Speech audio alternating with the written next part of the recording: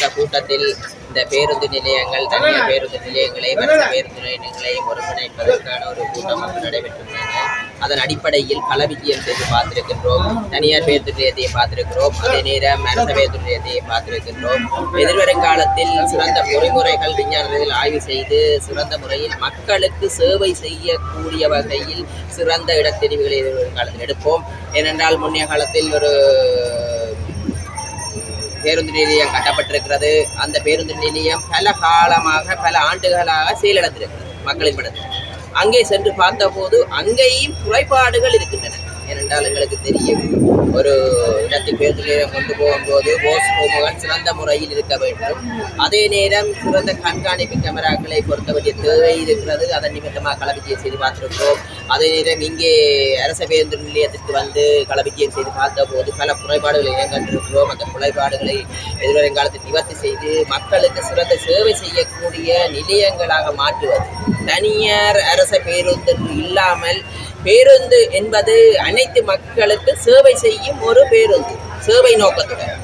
அதனால் இன்று பார்த்தால் அரச பேருந்து, தனியார் பேருந்து முரண்பாடுகள் அதிகரிக்கிறது. அதே நேரம் எங்களுக்கு தெரியும், முந்தி செல்வது ஓவர் ஸ்பீடில் செல்வது, ஸ்லோவாக செல்வது என்ற ஒரு கட்டமைப்பு இருக்கின்றது. எதிர்வரும் காலத்தில் அந்த பொறிமுறைகள் அனைத்து பேருந்துகளுக்கு GPS பொருத்தி அந்த கண்காணிப்பு என்பது டிஜிட்டல் மயமாக்குவதற்கான நடவடிக்கை எடுக்கப்படுகிறது. எதிர்வரும் காலத்தில் இங்கே இனங்காணப்பட்ட குறைபாடுகள் நிவர்த்தி செய்யப்பட்டு இந்த பேருந்து நிலையத்தில் உண்மையாக நானும் அவதானித்திருந்தேன், புகைத்தல்கள் நடைபெறுகிறது.